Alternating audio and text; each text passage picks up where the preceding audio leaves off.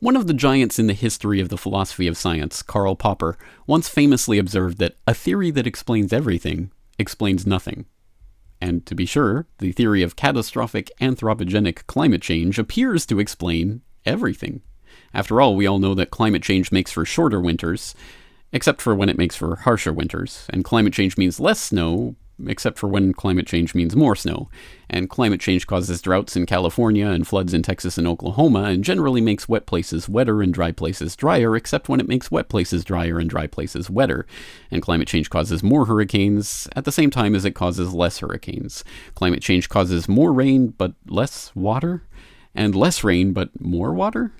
Climate change decreases the spread of malaria at the same time as it increases the spread of malaria, but don't worry, the Terminator himself advises us not to listen to those climate change cynics. Hey guys? Do I need to go on? Oh, okay. Climate change makes San Francisco foggier. Climate change makes San Francisco less foggy. Climate change causes duller autumn leaves. Climate change causes more colorful autumn leaves. Climate change makes for less salty seas. Climate change makes for saltier seas. Climate change causes the polar ice caps to melt. Climate change causes the polar ice caps to freeze. Climate change makes the Earth hotter, unless the Earth isn't getting hotter, in which case climate change can explain that too. What's the problem here? This sounds like the perfect scientific theory. It can explain literally everything, including self-contradictory things. This means it's absolutely perfect, isn't it?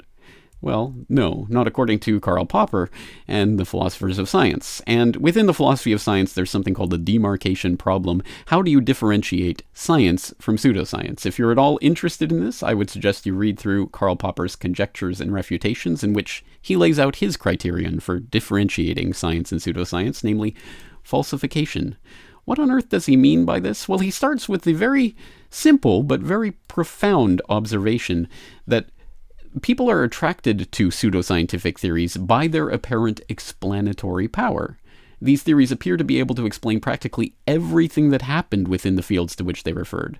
The study of any of them seemed to have the effect of an intellectual conversion or revelation, open your eyes to a new truth hidden from those not yet initiated.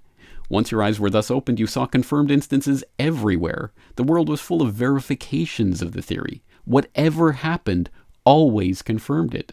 Thus, its truth appeared manifest, and unbelievers, or deniers, if you will, were clearly people who did not want to see the manifest truth, who refused to see it. And it occurred to him that although this is usually taken to be a good sign of a theory, it began to dawn on me, Karl Popper, that this apparent strength was in fact the weakness of these pseudoscientific explanations. So he goes on to list his conclusions as to how we ultimately try to differentiate science from pseudoscience, and I think a couple of the most important conclusions here are, number 4, a theory which is not refutable by any conceivable event is non-scientific.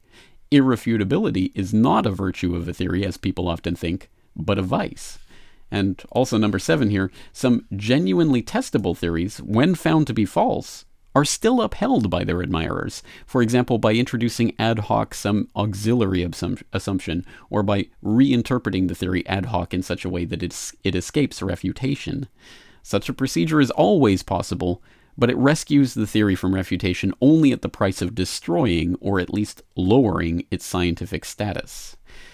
And he sums it up by saying, the criterion of the scientific status of a theory is its falsifiability, or refutability, or testability.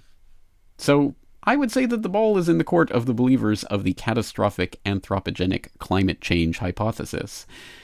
By what means can one falsify this hypothesis? Let's start with just an even less of a hurdle to come over. What set of observations over what period of time would be enough to refute the theory? And then, furthermore, are there any actual hypotheses, any predictions that come as a result of this theory that can then be tested against the real world, or real observations? If the answer to that is no, then, well, you've got a word for your theory, and it's not science, it's pseudoscience.